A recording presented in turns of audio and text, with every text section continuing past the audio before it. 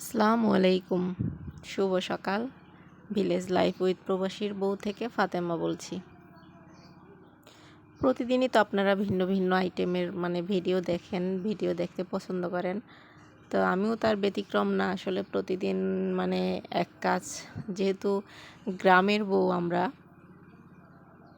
আর গ্রামে শুধু ঘরে বসে রান্না বান্না, বাচ্চা কাচ্চা সামলানো এগুলোই আমাদের কাজ না, হচ্ছে আমাদের বিভিন্ন রকমের কাজ থাকে, যেহেতু হাজব্যান্ড বাড়িতে থাকে না। আর আমি আজকে ভিডিওটা সকাল থেকে স্টার্ট করিনি। এখন ভাবতেছি, যেহেতু গুঁড়িটা আমি গতকালকে বড় বস্তার এক বস্তা অর্ধেক বস্তা আমি রোদে দিছিলাম, সম্পূর্ণটা আনতে পারিনি।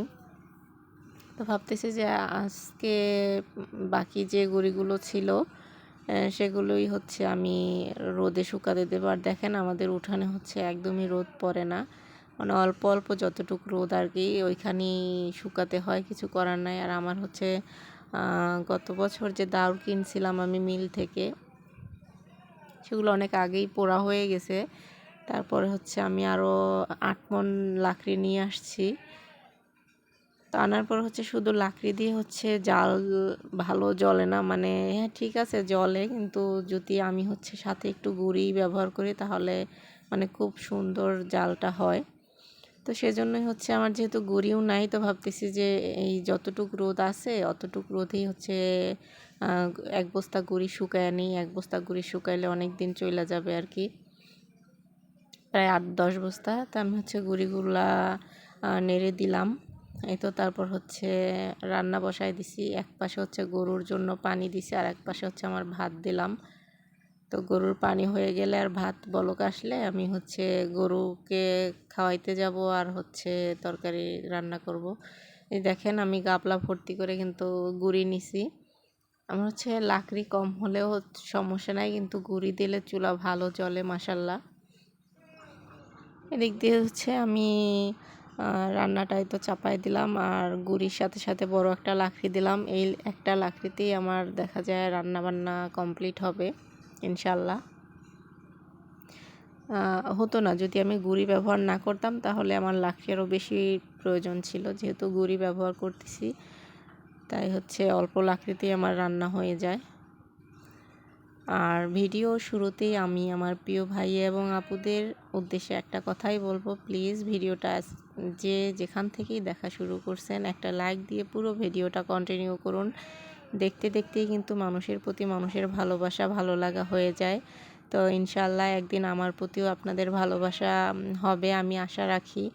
তো পুরো ভিডিওটা আপনারা দেখতে থাকুন। আর যারা এখনও ভিডিওটা চ্যানেলটা সাবস্ক্রাইব করেন নাই, তারা চ্যানেলটা সাবস্ক্রাইব করে ছোট্ট বোনটির পাশে দয়া করে থেকে যাবেন, আর পাশে থাকা বেল বাটনটি প্রেস করে দিবেন, যাতে করে আপনার ছোট বোন ভিডিও আপলোড করার সাথে সাথে আপনাদের কাছে পৌঁছে যায় এবং আপনারা আপনাদের সময় সুযোগ মতো দেখে নিতে পারেন। এই তো আমি গুঁড়ি নেড়ে দিয়ে তারপর আজকে আমার ভিডিওটা শুধু রান্নাঘরেই।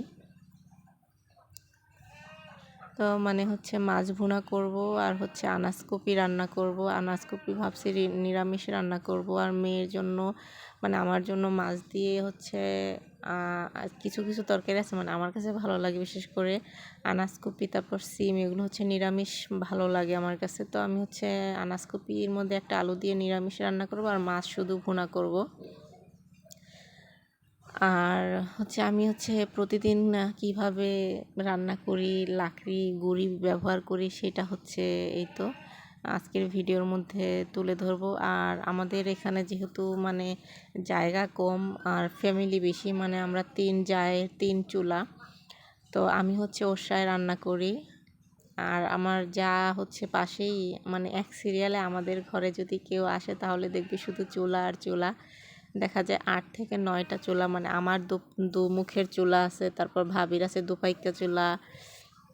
আমার শাশুড়ি মা বা ছোট যা, যে আমার শ্বশুর শাশুড়ি ছোট যার সাথে থাকে, তাদের চুলা আমাদের ঘরে সব জায়গায় দেখা যায় পিছন সাইডটায় চুলায় ভর্তি। তাই তো আমি ওরসায় বসে রান্না করি। আর মাছটা ভুনা হয়ে গেছে, পরে আমার আনাজ কপিটা আমি তো মশলা কষাইতে দিছি।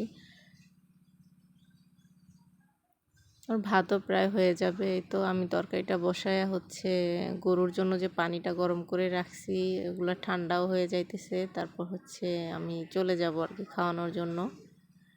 তো আমি যখন ভয়েস মানে এখন বর্তমানে যখন ভয়েস করতেছি তখন হচ্ছে আমাদের আপনারা জানেন যে আমাদের হচ্ছে বাড়ির পাশেই হচ্ছে একদম আমাদের মেইন রোড।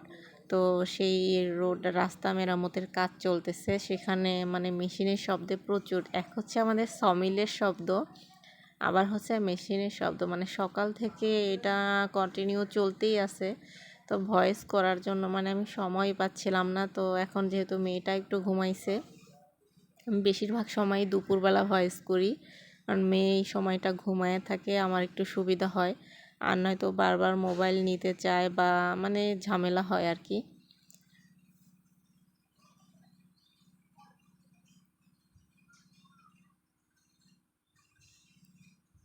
আসলে গ্রামের বউ হওয়া এতটা সহজ না। শহরে দেখা যায় ঘর ঝাড়ু দেয়া, ঘর মোছা, রান্নাবান্না, বেচিংয়ে কাজ করা, তারপর হচ্ছে টয়লেট ভিতরে মানে সব কিছু। আর আমরা যারা গ্রামে বসবাস করি, আমার প্রায় দীর্ঘ 20 বছর কিন্তু শহরেই কেটেছে।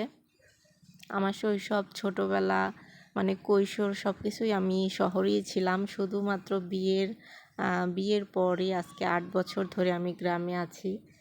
তো এটা হচ্ছে মানুষের একটা নতুন কি বলবো, আসলে ছোট থেকে যারা শহরে ছিল তাদের কিন্তু গ্রামে মানায় নিতে একটু সময় লাগে আর কষ্টও হয়। কিন্তু আলহামদুলিল্লাহ মানুষ এমন আছে না যে পানি যে পাত্রেই রাখে না কেন সেই পাত্রেই পানি কিন্তু তার আকার ধারণ করতে পারে। সেভাবে হয়তো আল্লাহ তাআলা আমাকে ওইভাবেই মানে বানাইছে যে শহর হোক বা গ্রাম হোক আমি প্রত্যেকটা জায়গাতেই আসলে নিজেকে মানায় নিতে পারি। প্রত্যেকটা জায়গাতেই চেষ্টা করি যে এটা আমার জায়গা, এখানে আমাকে থাকতে হবে। আর ওই পরিবেশের সাথে আমি নিজেকে মানায় নেওয়ার চেষ্টা করছি, ইনশাল্লাহ ভবিষ্যতেও করে যাব। আপনারা আমার জন্য দোয়া করেন। যে আমি কিন্তু রান্নার ফাঁকে ফাঁকে হচ্ছে আমার হচ্ছে গুঁড়িতে একটু লাড়া দেওয়া লাগে, আর নয়তো শুকাবে না। যেহেতু আসলে গুঁড়ি লাড়তেছি আর ভাবতেছি যে একা মানুষ যেখানে যায় সেখানেই একা। আসলে প্রত্যেকটা কাজেই আসলে মাঝে মধ্যে নিজেকে বড় মানে অসহায় মনে হয়।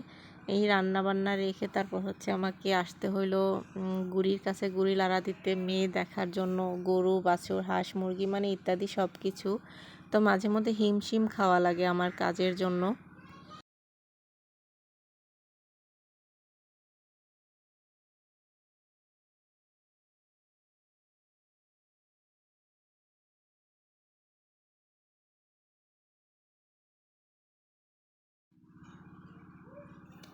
তারপরে সংসার যেহেতু গ্রামে শুরু করছি, সংসারের উন্নতির জন্য, সংসারের বিভিন্ন কাজের জন্য এটা আমার করতেই হবে, এটা আমি মেনে নিয়েছি। এই তো আমার হচ্ছে